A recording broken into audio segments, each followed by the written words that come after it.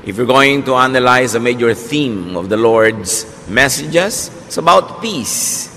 Kaya siya nagpagaling ng mga may sakit, kaya siya nagpalaya sa mga masasamang espiritu, kaya siya nagtuturo ng lahat ng magagandang asal ay para sa ating kapayapaan. He wants us to have a heart that is untroubled, unafraid, unruffled. But how can this happen? When the Lord was born, angels came down to earth and sang glorious songs. Luke 2:13-15. Suddenly a great company of the heavenly hosts appeared with the angel, praising God and saying, "Glory to God in the highest heaven, and on earth peace to on whom His favor rests."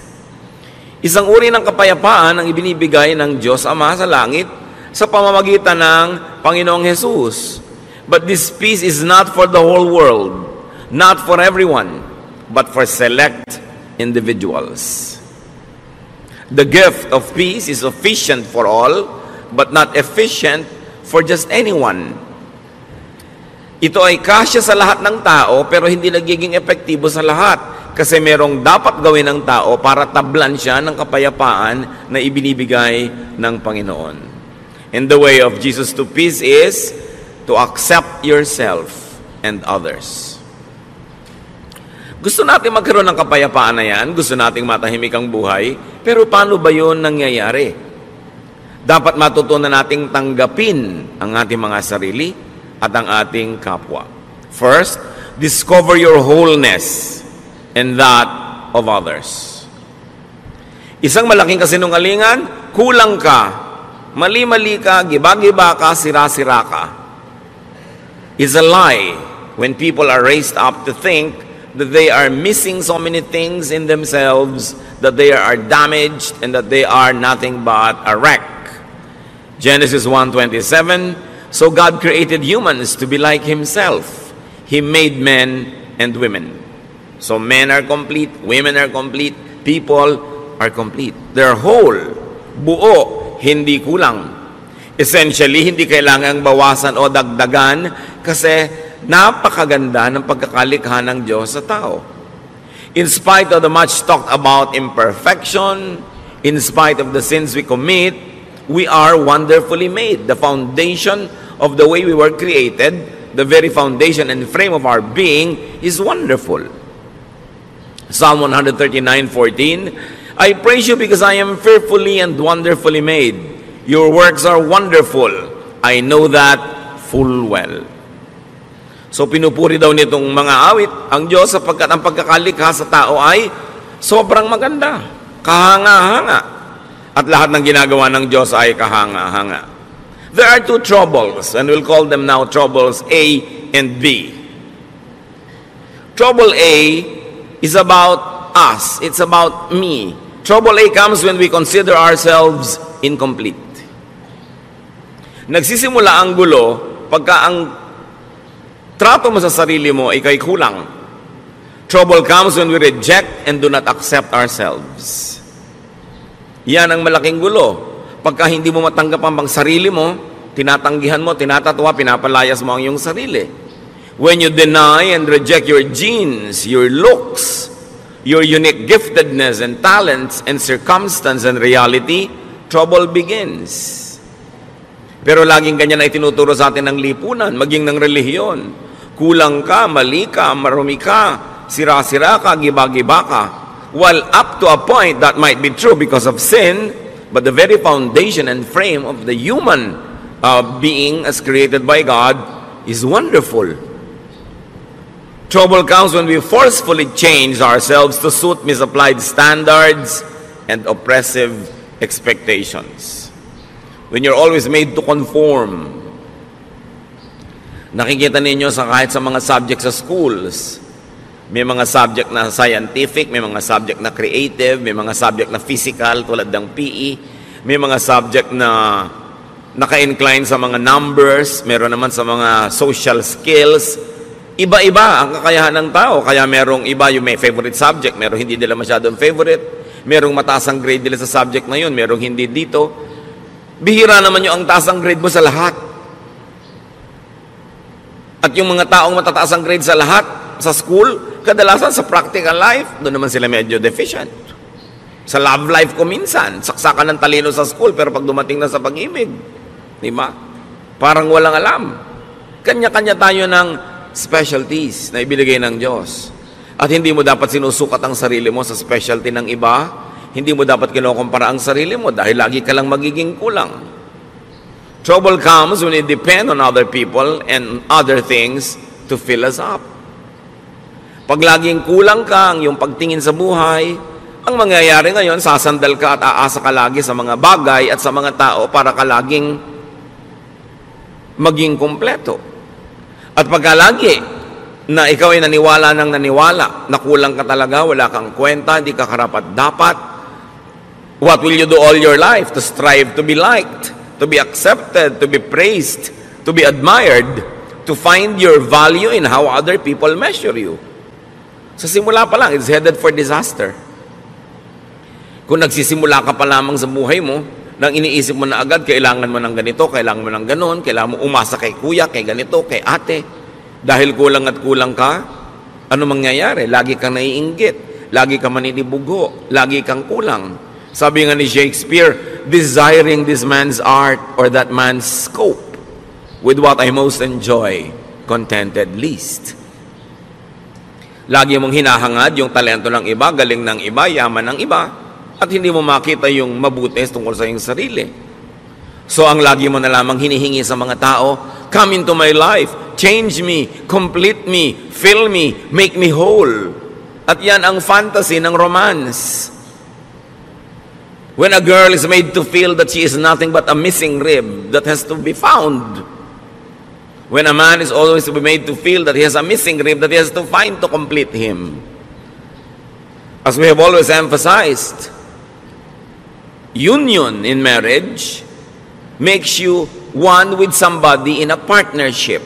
But even before that partnership, even you don't have that partnership, you are one, you are whole, you are not one half.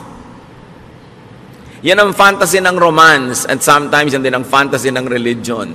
No? Nakalahati ka lang. No, nilikha ng Diyos ang tao buo. Kahit si Adan nilikha niyang buo. Sabi lang ni Lord, it's not good that he's alone. Bigyan ng kasama para mag-enjoy. Pero isa siyang taong buo. Hindi niya kailangang umasa sa ibang tao para sa kanyang pagiging buo. Anong nagiging bunga pagka tayo ay laging umaasa sa iba? Dependence. And dependence brings about addiction. Kaya yung mga taong emotionally weak, mai-in love sa isang tao, siyempre sa simula maganda yung pag-iibigan, pero kahit yung minahal niya naging monster na, naging halimaw, inaabuso na siya, kinakawawa, binubugbog, hindi siya makaalis. Kasi addict na siya. Kailangan ko ang tao to feel me, para niya ako pasayahin. Kailangan ko siya lagi. At pag lagi mong kailangan ng tao, what does it lead to? Possessiveness. And of course, possessiveness is caused by jealousy. Or it brings about further jealousy. Kaya yung mga taong sobrang kailangan ng kapwa-tao, seloso. Huwag kang tumingin sa kanya. Huwag kang makikipag-usap doon. Sa akin lang, sa akin lang. Kasi pag nawala ka sa buhay ko, hindi ako mabubuhay. Isang malaking kasinungalingan. Pinanganak nga, wala yung taong yan eh. At kung yung kinahuhumalingan mo ngayon, na-meet mo nung 18 ka o 24, anong ginawa mo bago mo siya na-meet? Hindi ka buhay? Buhay ka nun. Mabubuhay ka before a romance, without a romance, or after a romance. Huwag kayo masyadong nagpapaulol sa mga fantasy ng mga Valentine's cards. No? Kaya ka nagiging dependent sa tao. And when you're always jealous, you become fearful. And because this person, no matter what he does or she does, cannot really give you what you want, because what you want does not exist. It's a fantasy. You will always have frustration. Kaya ang saya-saya nitong bride, blushing bride, marching down the aisle para ikasal. After 3 months, nagngangal-ngal na. Hindi niya maibigay sa akin ang aking pangangailangan. Yun, ang tingin mo sa tao mo, taga-fill sa iyong pangangailangan. Di ba? Magngangal-ngal ka sa harap ng lahat. Dahil hindi na-fill ang iyong expectation. It leads to a fruitless and endless search. And it leads to a symbolic hell or evil spirits in your life. Trouble B is about the other person. Remember yung trouble A, kulang ako, punuin mo ako, kailangan kita. Trouble B naman comes when we consider others, especially people close to us, as incomplete and substandard. Daddy, kulang ka. Husband, kulang ka. Kailangang punuin kita. Wala kang utak. Ako ang may utak. Ilalagay ko yung isip ko sa loob ng utak mo. Diba? Wala kang diskarte. Ako meron. Hindi ka marunong. Ako meron. Ito ang lagi natin ginagawa sa mga partner. Ginagawa ng parents sa mga anak. Anak, hindi mo alam kung anong bagay sa'yo. Huwag kang mag-aral niyang arts. Walang pera dyan. Pity. No? Yung marunong pa yung magulang doon sa anak kung ano yung gusto ng anak. No? Lagi natin sabihin, akong nakakalam niyan, hindi ikaw. Ang mga sons and daughters, marunong pa rin sila sa magulang nila. Dapat ganitong palakad ng bahay natin, ganitong palakad ng ating mga pamumuhay. Mga kapatid na hindi magkasundo. No? Dahil dapat ganito ka, kamukha kita. Mga magkakaibigan. Huwag mong kainin yan. Ang kakainin natin, yung gusto ko ang tama. Kulang ka, ako puno, pupunang kita. Another lie. Kasi kung puno ka, puno rin yung kapwa mo. Trouble becomes when we reject them or accept them only partially. Mahal mo lang yung anak mo kung kamukha mo. Mahal mo lang yung anak mo kung yung mga talent niya, gusto mo, pag iba na yung talent niya, ayaw mo na siya. So, hahanap ka na ibang anak na paborito na kamukha mo. Trouble comes when we fill other people with ourselves. Hindi dapat ganyan ang kulay na isinusuot mo. Dapat ganito. Hindi dapat ganito. Dapat yung standard ko. Now, when we are raising children, that's all right to set standards. Kasi blanco sila, walang kaalam-alam. Pero oras na yung tao na de-develop na yung personality, we allow them to be how God wanted them to be. Kung paano sila nilikha ng Diyos. Kung ano yung talentong ibinigay sa kanila, yun ang dapat natin silang bigyan ng laya na hanapin nila. Yung kanilang buhay doon sa talento, sa hilig, sa galing na ibinigay sa kanila ng Diyos. Trouble becomes when we force them to change to suit our taste. And all of this, major issues happen between husband and wife. Ang pag-aasawa ay isang walang patakarang pagtanggap. Hindi siya isang reformatory institution na iibahin kita. Babaguhin ka ng aking pag-ibig. Sa teleserye lang yon, walang nagbabago. So kung hindi mo gusto yung buong-buong tao, wag mong pakasalan, inaasahan mong mababago mo. Ngayon kung nagbago siya dahil siya ay naging sumusunod rin sa Diyos, nagkusa, bonus. Pero hindi mo kayang baguhin ang isang tao. Yung let me change you, let me fill you, let me refit you to fit my fantasy. You know what's wrong with that? There will be domination. Dodominahin mo ang iyong kapwa. Because for you naman na there should be conquest. Therefore, there will be colonization. You colonize the other person's brain with your thoughts. Gusto mo mag-isip siya tulad mo. Gusto mo thoughtful siya sa ganitong bagay. Hindi niya kakalimutan ng ganitong bagay. Hindi siya maalalahanin. Although it's not an excuse, pero generally speaking, di ba, mas mahilig yung mga babaeng makaalala ng mga anniversary, mga birthday, pati sa iksi na mga relasyon ngayon, monthsary na lang Kasi baka hindi na makaabot ng anniversary na isang taon. Weeksary, no? Baka mamaya may hoursary pa. So, mas particular talaga yung mga babaeng maalalahanin. Lagi na lang gusto maalala yan ni husband. Although, mag-effort naman yung mga husband maalala. Pero dapat mong tanggapin na iba ako, iba siya. Maalalahanin ako, siya hindi. Pero may iba siyang katangian. Pag gusto mong baguhin ang kapwa mo para maging kamukha mo, kamutin lahat ang kati mo sa buhay kung saan siya makati, di ba gagamitin mo lang siya, hindi mo siya tinatanggap bilang tao. And this is the problem in marriage. Because the moment you try to dominate another person, natural instincts will surface. There will be resistance, rejection. There will even be subversion. Laging gustong-gusto mo, ganito siyang oras umuwi. Laging ginagabihan, talaga lang to subvert you para hindi ka makapanaig. Idine-defend kasi nung tao yung kanyang sariling pagkatao. There will be defense. And sometimes there will even be offense. Therefore, warfare. Hell again. Evil spirits plaguing your life. What is the way of Jesus to peace? Accept yourself. Great peace follows when we accept ourselves. It does not mean that we will not improve ourselves. It does not mean that we will allow ourselves and tolerate ourselves to be sinful and to be wrong and to be substandard. But you begin everything by accepting yourself. We become more comfortable with ourselves in relation to others. Kasi buo ako, buo siya. Dapat ganun yung dynamics ng relasyon. Hindi yung kulang ako, punuin mo ko. Or kulang ka, pupunuin kita. No. Pareho kayong puno.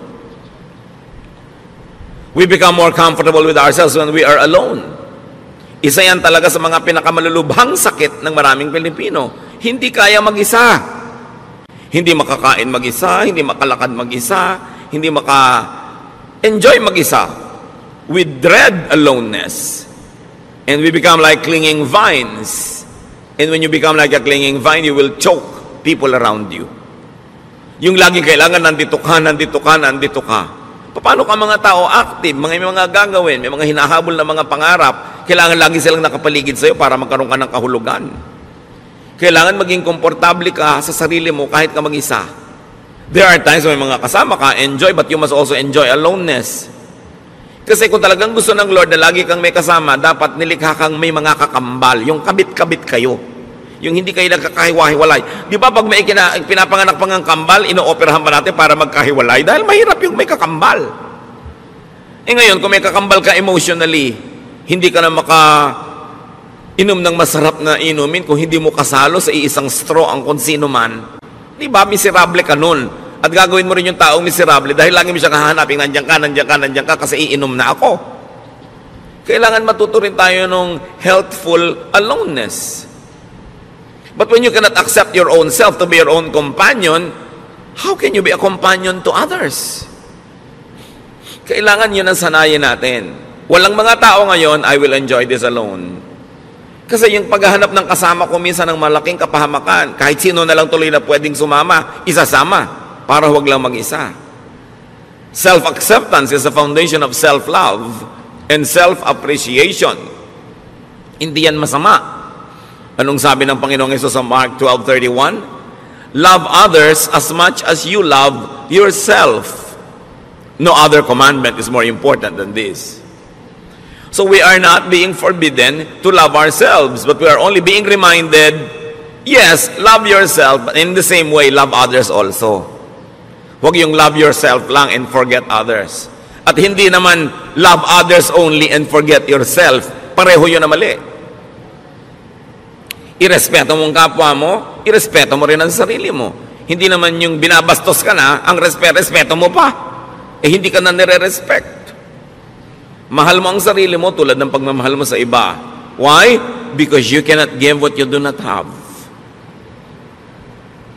How can you understand others when you don't understand yourself? How can you be kind to others when you're not kind to yourself? How can you love others when you don't love yourself? Self-acceptance is the foundation of self-tolerance. At mahirap to be intolerant to your own self. May mga tao, lactose intolerant. Hindi sila pwedeng uminom ng gatas. Kung intolerant ka sa sarili mo, yung sarili mo hindi mo matanggap, hindi ka pwedeng mapag-isa, ano mangyayari? And self-acceptance is the foundation of genuine self-forgiveness. Many people cannot forgive others because they also never forgive themselves. So, pinahihirapan nila ang sarili nila, pinahihirapan din nila ang kanilang kapwa. Self-acceptance is the foundation of healthy autonomy. Ang tao dapat masarap na may kasama, masarap na kasama, pero pwede ring walang kasama. Kasi kasama mo ang Diyos. Kahit kailan hindi ka pwede mag-isa. Kasi tinitirhan ka ng Espiritu ng Diyos. Kumisan nga, lagi ka may kasama, hindi ka na tuloy magkaroon ng oras sa makipagsarilinan sa iyo ang Diyos dahil laging may abala. Laging may iba. We should learn healthy autonomy.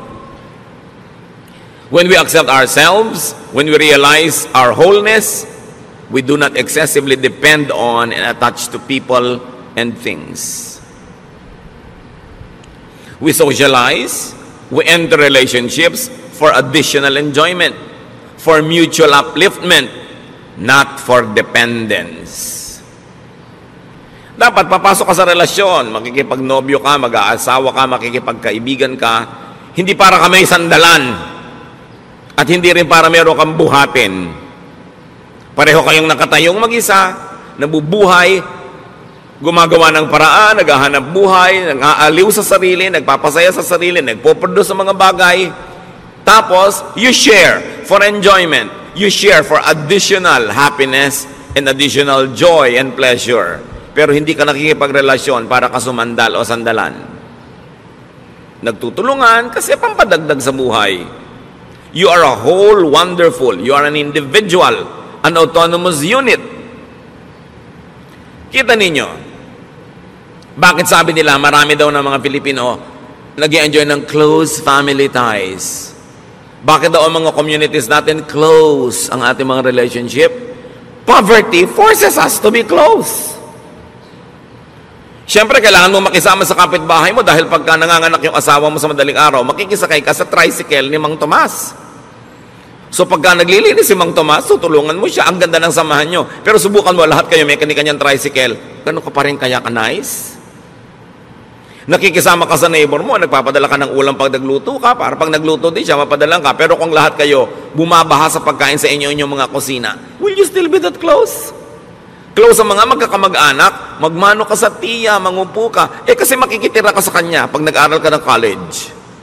Pero kung may kanya-kanya kayong bahay, ganun pa rin kaya ka nice? Dapat ganun pa rin nice or better. Doon mo lang malalaman na nice ka talaga. Kasi nice ka, hindi dahil lang umaasa ka o sasandal o may kailangan ka sa kanya. Kaya tingnan nyo nangyayari sa mga komunidad na yumayaman at umuunlad, nababawasan yung pakikipagkapit-bahayan, which is negative. Dapat hindi ganon. Kaya si Aling Junicia ayaw tumira sa Forbes Park. Ang tataas daw ng mga pader, wala daw kapitbahay. Siyempre kasi hindi mo naman kailangan ng neighbor mo, may kotse ka, kung may pangangailangan ka, may sarili kang gym, may sarili kang ganito, may mga katulong ka. You don't need to be nice to your neighbors.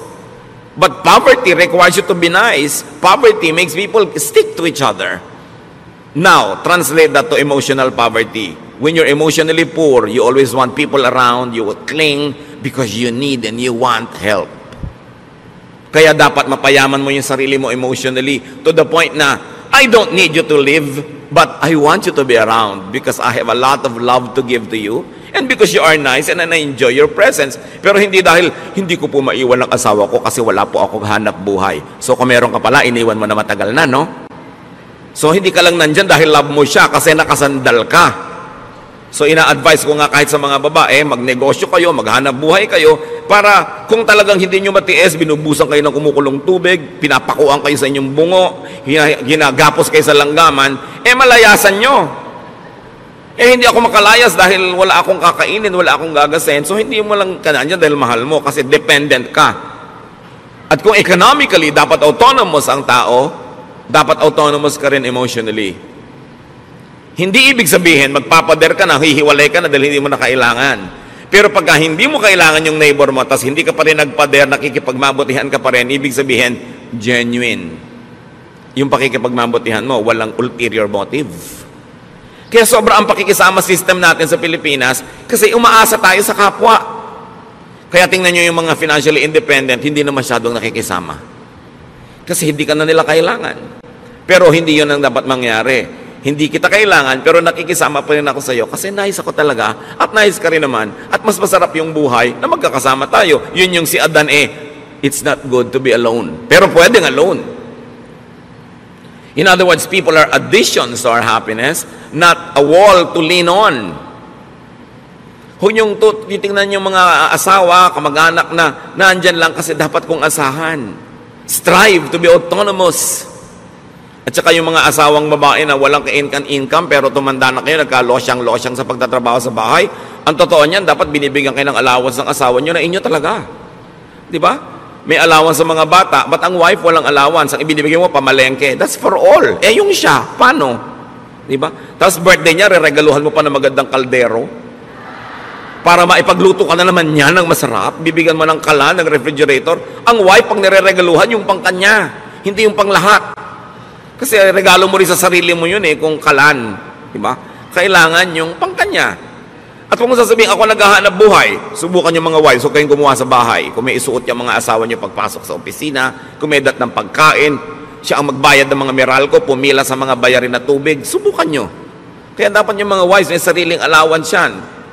Para hindi naman kung bigla gusto kayong layasan, walang pamasahe. Gusto magpakamatay, hindi makabili ng lason. Kasi talagang walang kapera-pera. You should strive to be autonomous. So that you say, husband, I stay because I like, not because I need you. Not because I depend on you. It's a distorted kind of relationship. So poverty reduces people. Emotional poverty also reduces people. Kaya dapat pinapaunlad mo yung buhay mo economically, pinapaunlad mo yung buhay mo emotionally, kaya mong tumayo sa sarili mong mga paa kasi nilikha ka ng Diyos buo. Tingnan niyo yung babae na nakapanayam ng Panginoon sa balon. Paborito kong karakter na to kasi yung buhay niya talagang tayo yun eh. John 4:15-18.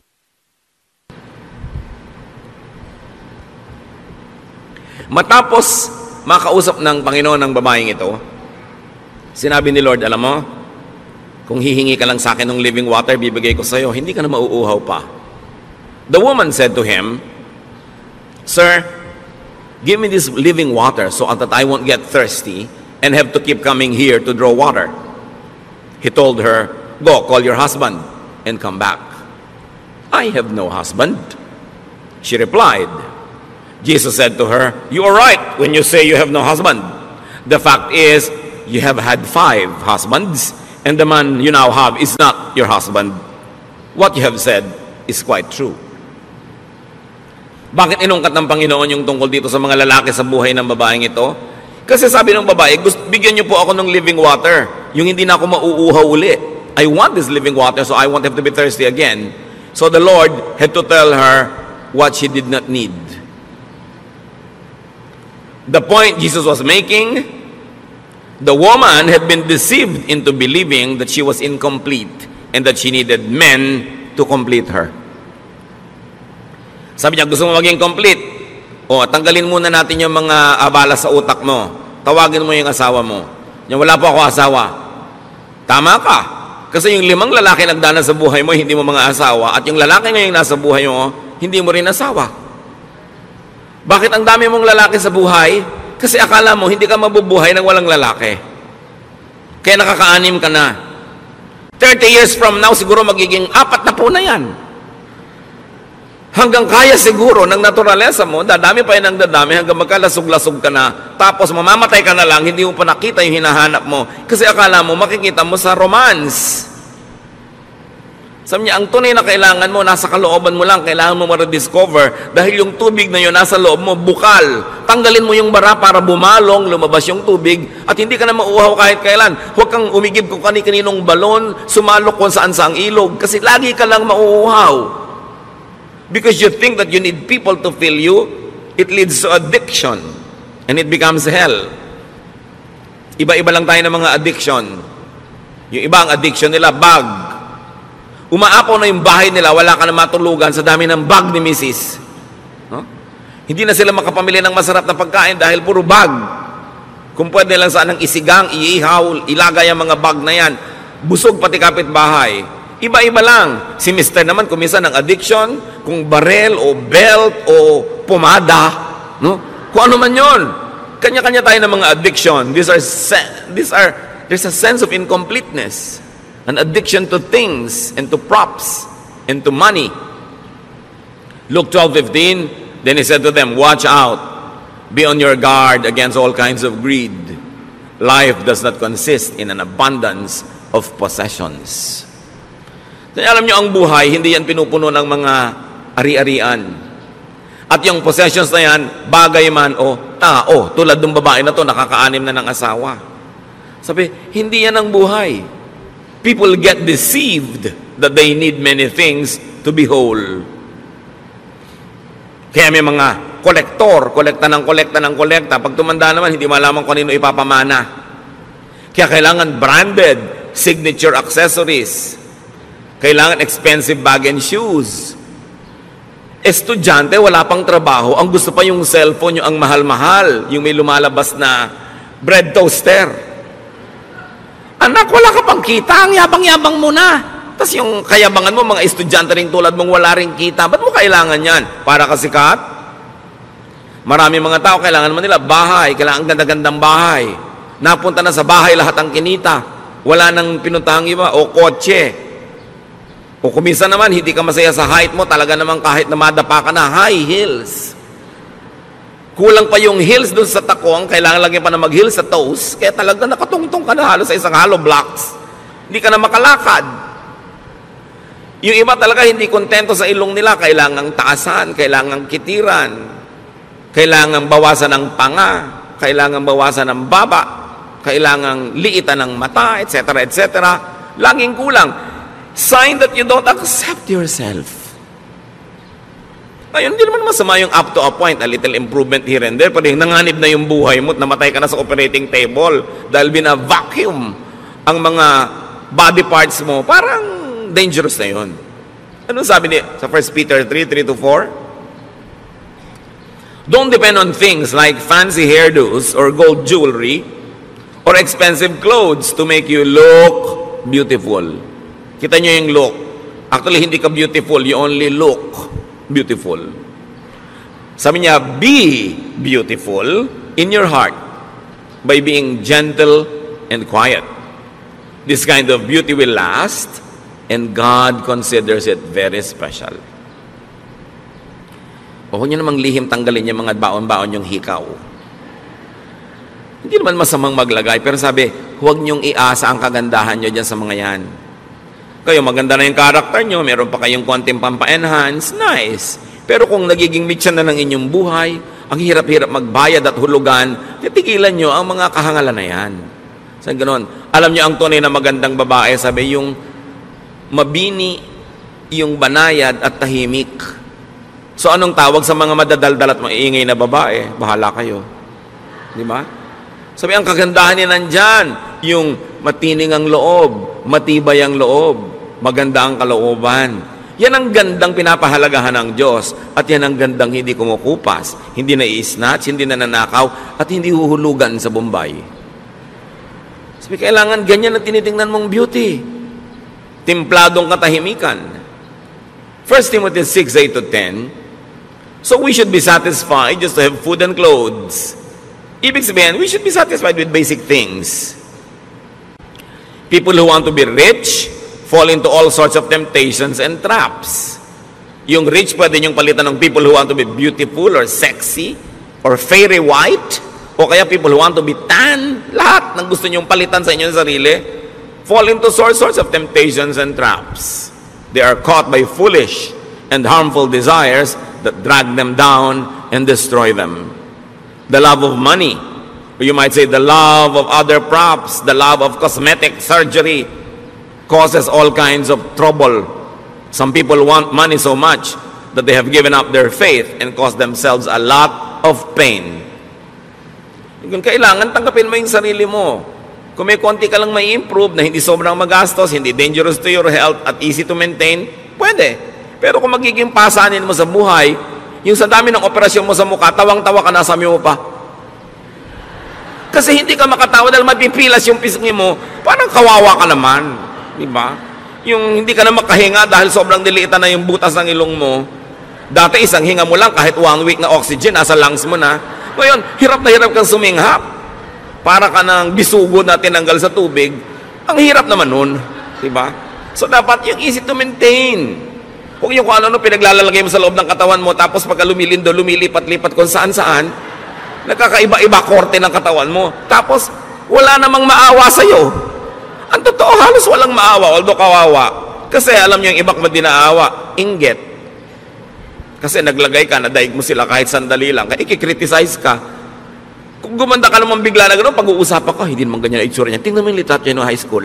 Yung ilalagay pa sa Facebook, yung litrato mo talaga noong high school. Bistong-bisto ka na parang airport tarmac talaga yung ilong mo noon. So, maawa sa sarili.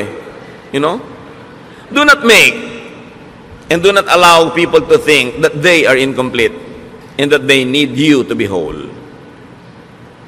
So una, huwag mong papaniwalain ang sarili mo na kulang at kailangan mong iba para to be whole. Yung iba sobrang pinapamiserable na yung mga unmarried people, akala nila ang complete lang yung married. Paano yung unmarried? Kabiyak? Kaputol? Kaya yung kabiyak, dinedefine natin yung sa kasal, kabiyak ng partnership. Hindi siya isang kabiyak na tao. Buong tao siya, may asawa siya o wala. Pero sumasali siya sa isang partnership kung saan siya nagiging kabiyak ng partnership na yon, which is God glorifying and which to most people is suited and nice. But not for all. So pagka pinresyo nyo ang inyong sarili, mga kapatid, na laging punuin kayong sarili nyo dahil sa sinasabi ng mundo, sinasabi ng advertising, sinasabi ng mga kung sino-sino, this will pressure and tire you. Pagka rin meron kayong laging pinasandal sa sarili nyo, di na kayo makakapahinga. This will disempower them also. Kaya yung mga hindi makakain habang wala yung husband, bakit dala ba niya ang lalamunan mo? Diba? Yung ano yan blackmail para umuwi ka sa oras, which is good, nag-asawa ka rin lang, uwiin mo na maaga para sabay kayo, pero hindi naman yung talagang nakaabang doon at may kandila pa to make you feel guilty dahil wala ka pa. Paano kung talagang wala ka pa, may kailangan kang gawin? Minsan yan mga blackmail na lang no? Minsan, ang sarap siyempre nung family, kumakain lagi sabay-sabay, very ideal, parang sine. Pero sa tunay na buhay, siyempre may nata-traffic, may nag-overtime, merong may kailangan gawin. It can be very oppressive pag laging gusto nyo yung mga ganun seremonya. Masarap yun paminsan-minsan at pag natural at likas. Pero pag pilit na, it becomes oppressive. Pag laging ganun ang pamamalakad mo sa iyong pamilya, anong gusto ng mga anak mo lahat? Makawala, mag-asawa ng maaga, tumakas, para lumaya. Kasi maraming opresyon. So, parents, spouses, do not drill into people's minds that they are incomplete, that they are defective or unfit or ugly or poor. Alam niyo kung sino gumagawa nun? Advertising. Hindi dapat ginagawa yun ng magulang. Kulang ka, kailangan mo itong produkto namin. Kaya mga magulang, ganito lang ang grade mo, ganyan lang ang grade mo. Kung nakikita nyo that they're doing their best, meron sila sigurong ibang kakayanan. Huwag silang paghanapan ng wala sa kanila. So, to have peace, accept others. Romans 15:7, accept one another, just as Christ accepted you. Kung paano ko tinanggap ng Diyos, warts and all, walang patakaran, buong pagtanggap, ganun daw ang gawin mong pagtanggap sa kapwa. But instead of accepting others, we insist on reforming them. It's God's work, not our work. And we reject them when they don't comply with our specifications. Kaya marami mga tao, lumalaki sila emotionally sick because their own parents reject them. They are compared with another sister or a cousin or a classmate or a neighbor, and they feel rejected. And once rejected, people also tend to reject others because they become defensive. Kaya ang dami mga tao emotionally poor. Kaya yung mga nare-reject na ganyan, meron lang isang magpakita ng konting kabaitan na regaluhan ng chok ng 3 araw na sunod-sunod na in love na. Paano? Uhaw na uhaw sa acceptance. Bakit yung maraming mga anak nahuhumaling sa mga kabarkada? Because they are accepted. Madalas naman kasi yung basis ng acceptance nila, mali, no? Kahit ano na lang, mas baliw ka nga, mas accepted ka, mas sikat ka. That's a wrong kind of acceptance. But nevertheless, what does it tell us? Our kids want to be accepted. Kaya ayaw umuwi. Gabi na, kung pwede na lamang na bukas na umuwi. At pag liwanag, gusto na lumipad at mawala. Maybe they don't feel accepted at home. Kasi gusto mo may anak ka na maiparada sa community, maipagyabang. Hindi mo tanggapin, mahalin, linangin yung anak mo kung ano man siya. 1 Corinthians 7:7, sabi ni Paul, I wish that all men were as I am, but each man has his own gift from God. One has this gift, another has that. Sabi niya, kung ako lang masusunod, gusto ko lahat kayo katulad ko Pero, di naman pwede yun. Bawat isa, may kani-kanyang tinanggap sa Diyos na kakayanan.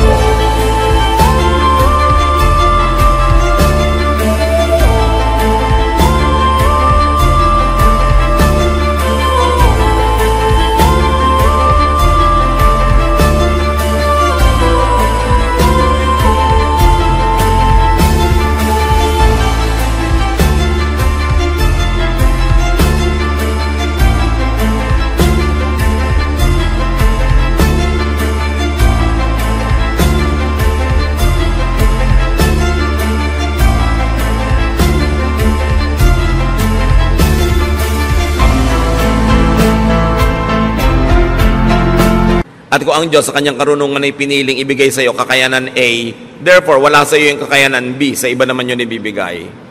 Pero pag hinahanap mo yung B kay A, ang gulo ng mundo. The tendency is for us to want to make all others conform to our mold. Kaya marami mga asawa, iniiwan ng asawa nila kasi hindi nila tinatanggap yung asawa nila. Kung ano man yung asawa nila, laging gusto nila maiba. Ganun siya eh. Accept individual and personal differences. At kung hindi ka masaya sa talent ng anak mo, ng asawa mo, ng kapatid mo, accept the other ableness. Lahat ng tao may abilidad, may ability. Kailangan lang tanggapin mo kung ano yung kanya. Huwag mong pilitin na yung anak mong ayaw mag-dentistry ay maging dentist tulad mo. Nagmana siya siguro sa ibang lolo, sa dinami-dami ng lolo at lola sa inyong genetic pool, hindi naman laging sa'yo lang kukuha yan. Romans 14:1, accept him whose faith is weak, without passing judgment on disputable matters. Here, sabi, accept religious differences. Accept spiritual differences. Not everybody is as mature as you. Not everybody has the same tendencies to apply a biblical verse the same way as you do. Sabi dito sa Romans 14:1, tanggapin ninyo yung pagkakaiba-iba maging sa inyong spiritualidad. Hindi pwedeng uniform. Kasi iba-iba nga ang tao, iba-iba ang fingerprint. Romans 12:10, love each other and honor others more than you do yourself. So, find, accept, celebrate, and honor the true, the good, and the beautiful, so to speak, in every person. Bakit hahanapin mo yung iba, yung wala? I-emphasize mo yung napapangitan ka, may maganda sa kanya. Acceptance of others is the foundation of love, of appreciation, tolerance, and even genuine forgiveness. And here we go to the heart of the matter. Yung iba nagtatanong, bakit po nag-forgive na ako pero may pain pa? Bakit nagpatawad na ako pero may hapdi, may kirot? You have not forgiven. Probably you have only stopped being hostile. You have stopped the war. Probably you went into a ceasefire, but you have not really forgiven. That's why there's still the pain. You are able to truly forgive only when you truly know and understand and accept the person. Yung hindi, sige, pinapatawad na kita, pero sa mo, siguro nasigawan niya ako kasi gutom siya noon. Kasi mataas ang blood sugar niya. Kasi may monthly period siya. O kasi luka-luka siya. Di ba? Kasi may lahi sila noon. Kasi genetically, ganito sila. Nung naintindihan mo siya, doon mo ka ngayon huhugot ng pagpapatawad. Pero pag hindi mo naintindihan at hindi mo tinanggap ang kalagayan niya, ceremonial lang yung patawad mo. It's only a cessation of hostilities. It is only a declaration of a ceasefire. But forgiveness, real forgiveness, has no more anger. Well, you can be cautious. Hindi naman ibig sabihin you forgave, you forgot to be cautious na. You might want to avoid being the victim again because you're cautious, but no ill feelings. Siguro iiwasan mo na maulit o mabigyan siya ng chance ulitin yon, pero wala ka ng hapdi kasi naunawa. Kaya maraming magulang, kahit ang tingin ng mga ibang tao sa anak nila kriminal, mahal pa rin nila. Hindi, ang bait-bait ng anak ko. Kasi pinapanganak pa lang yon, pinaglilihi pa lang, tinanggap na talaga nung ina ko yung buong-buong pagkatao ng anak. Kaya pagka halimbawa, ang sungit-sungit ng anak, kasi alam nyo nung bata, nahulog yan sa duyan. Nahulog lang, naging ganyan. Galing sa 7th floor. Okay. So, naintindihan ko yung anak ko. So, intindihin nyo. Kaya hindi halos maubos ang pagpapatawad ng magulang sa anak kasi iniintindi. Kasi tinatanggap. So, kung may papatawarin kayo, huwag lang sabihin, sige, papatawarin na kita, tama na, tigil na. Unawain niyo yung buong dahilan kung ba't niya nagawa yung nagawa niya. At pag naunawa niyo yun, baka maawa pa kayo, mamahalin niyo pa. Ganun ang pagpapatawad ng Diyos. Dahil kilala tayo ng Diyos, alam niya yung genetic makeup natin, alam niya yung emotional and chemical situation ng buhay natin the moment that we run short of God's glory. That's why God understands, God forgives, and God loves. Kaya ang sabi, as God forgives you, you forgive one another. Para hindi yung nagpatawad ka kunwari, pero may dala ka pa rin dito, nakabaon. Pagka nakante, pagka na-provoke, lumalabas uli. Kasi hindi nang unawa. That is why many people forgive, yet remain angry. there is no acceptance of the other person. Therefore, no forgiveness. Therefore, no peace. Ang tunay na pagpapatawad nangyayari lang pagka tinanggap mo at doon ka lang nagkakaroon ng tunay na kapayapaan. How does that happen? How to get on the Jesus way of peace through acceptance of self and others? Now, this teaching is not easy to understand or follow. It takes a new mindset to appreciate and obey this.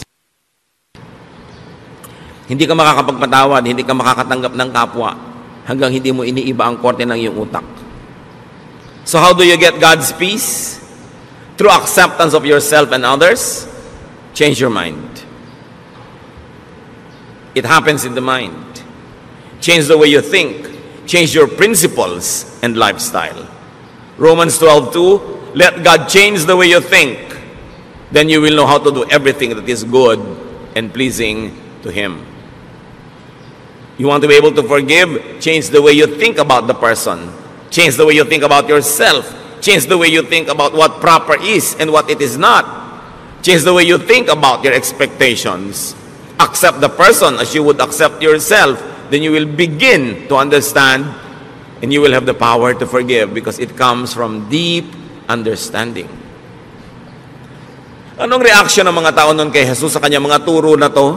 Pero yung tinuturo niya, love your enemy, feed your enemy, forgive. Mark 1:27, the people were so amazed that they asked each other, what is this?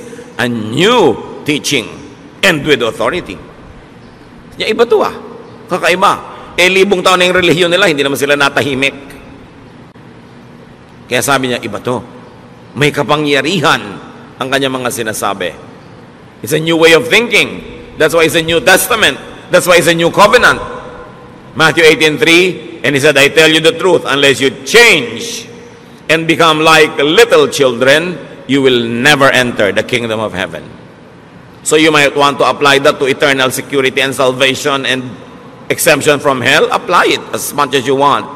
But I suggest that you also apply it this way, that unless you begin to think in a new way, you will never enjoy heaven on earth. You will never have paradise. You will never have peace.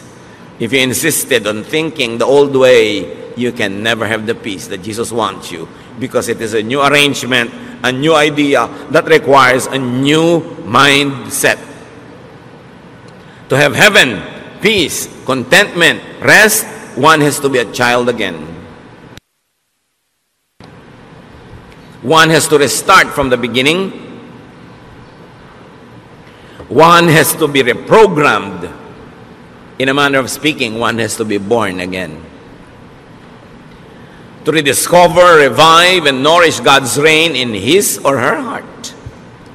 Kailangan madiscover mo uli yung sarili mo na, oo nga pala, doon sa kaloob-looban ko, ako'y isang buong tao.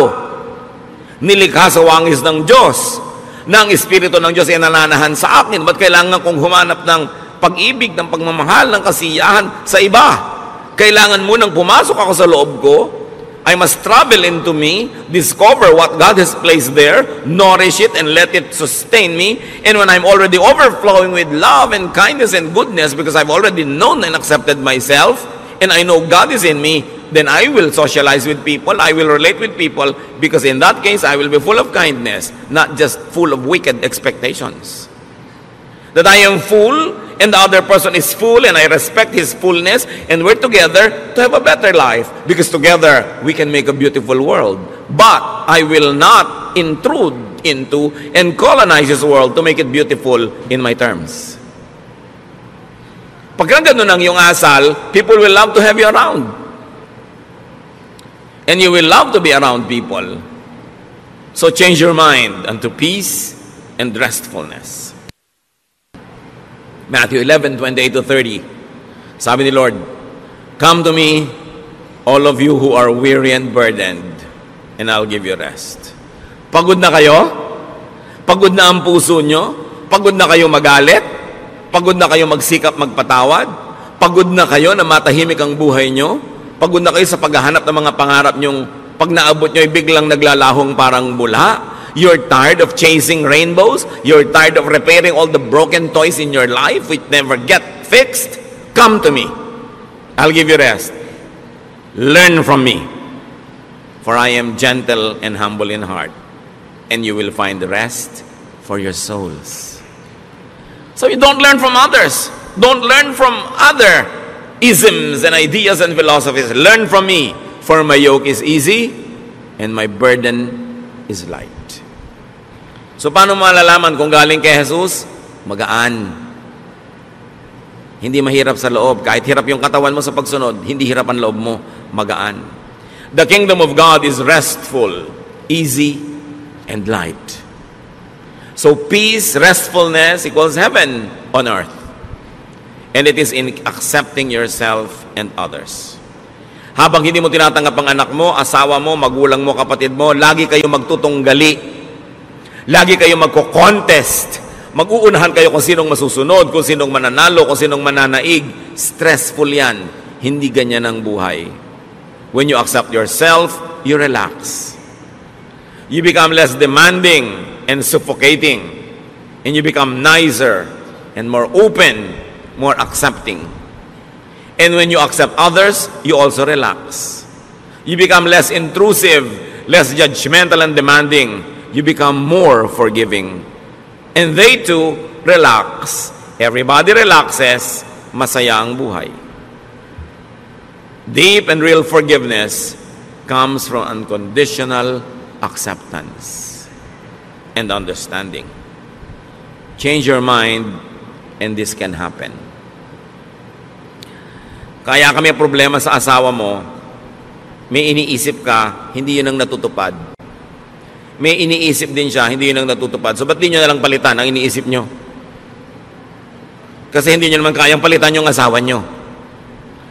Hindi nyo naman kayang palitan ng pagkatao niya. Palitan nyo na lang yung iniisip nyo, hindi sasaya kayo. Kaya ang sabi ng anghel, peace on whom God's favor rests. Kaya sinabi natin kanina, peace is not for everyone. Peace is not for the whole world. Well, it is efficient for all, or sufficient for all rather. It is efficient only for those who would appropriate it. Those who would accept it and live by it. Ang kapayapaan ay hindi para sa lahat. Ito'y para lang doon sa willing na baguhin ang kanilang pamamaraan ng pag-iisip, baguhin ang style nila sa buhay, tanggapin ang mga sarili nila and improve from there, tanggapin ang kapwa nila, hanapin kung ano yung totoo, maganda at kaibig-ibig sa kapwa, contribute goodness to others, but do not colonize their minds, then there will be peace on earth. Ano mga kapatid, ang hindi nyo matanggap tungkol sa sarili nyo, hanggang ngayon, tanggapin nyo na, huwag kayong tatayo dyan ang di nyo pa tinatanggap. Kasi sayang naman ang pagod na lalamunan ko dito. Diba? Kailangan tanggapin nyo yan. Kasi sayang din na magiging pagod yun noong araw at patuloy pa magiging pagod nyo habang buhay. Itinatago nyo yung kung anong totoo sa buhay nyo. Ba't di kayo magpakatotoo? Diba? Yung lalo kung may edad na, huwag na kayo masyadong magkapal ng foundation. Lagi nakahalata kasi pagtawa nyo nagkakrak-krak dito. Para kayong moryones. Diba? Yung manipis na lang. Ganun talaga, tumatanda ang tao.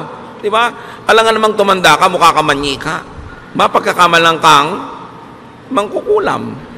Dahil ba't hindi tumatanda ang itsura mo, tanggapin nyo lahat yun. Accept the force of gravity. It rules us all. So, natural lang yun. Tanggapin nyo yan. Yung mga asawa nyo, tanggapin nyo talagang lumalaki na ang tiyan ni mister. Di ba? Pagka naman lumiliit yung tiyan niya, ninenervyos kayo, baka may nililigawang iba. Yung tanggapin nyo yung anak nyo, what about you? Can't you accept? Accept it. Kasi yan kayo eh. Para kayo matahimik. Now, if you want to improve, improve. Now, accept everyone else around you. Gusto nila mag-improve? Pwede siguro kayo mag-suggest, magbigay ng konting mga clues how you might want to contribute to that growth, but don't impose. Huwag niyong pilitin. Bigyan niyo siya ng space niya, ng time niya, para hindi kayo layasan at layuan. Kasi ang tendency ng tao, pag kinocolonize natin yung brain nila, gusto nila lumayo.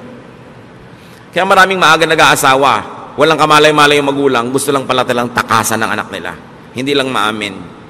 Kasi nadodomina, napipilipit sila, yung nawawalan sila ng pagkatao, ginagawa sila mga manyika, ginagawa sila mga puppet, Kailangan palayain mo ang kapwa mo. Kahit mo siya pakain. Kahit mo siya dependent. Dahil lahat naman tayo, pakain lang ng Diyos. No? Talagang lahat naman ng mabubuting bagay sa Diyos din ang gagaling. So, dapat I volunteer to accept you. Hindi yung you must accept me. Baligtad yun, ha? Yung pagtanggap sa kapwa, bino-volunteer mo yun, but you don't demand to be accepted. Dahil pag i-demand mo, i-demand din niya, magkakagulo uli ang mundo. That is to be volunteered. And what is important? Tanggapin natin ang mga katotohanan.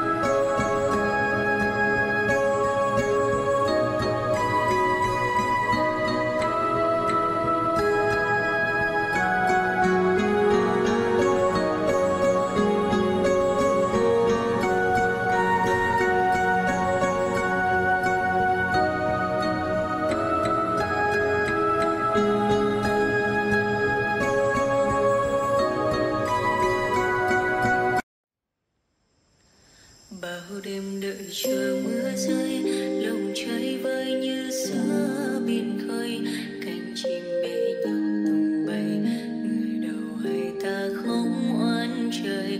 Bao năm tình yêu chưa phai, giờ chia hai đôi lứa lạc nhau, lối gió số phận đã không an bài bền lâu. Người đi về đâu sao em không lưu luyến nữa, ôm thêm bao nhiêu đắng cay, không chỉ sau này mình còn gặp được không. Lòng quạnh thắt muốn đôi tay xót xa, khuôn mặt ấy anh ghi sâu vào tim này. Thương bờ vai em chia với chẳng ai cởi, lúc vui buồn lúc cô quanh mình em. Người giờ phần như cánh chim lang bay dòng đời gió, lần thầm buồn em bước giữa muôn vàn đau khổ. Từng là đàn thôn nữ ngoan hiền mà vàng người mẹ, giờ thì còn thân xác hoa tàn người đời trẻ.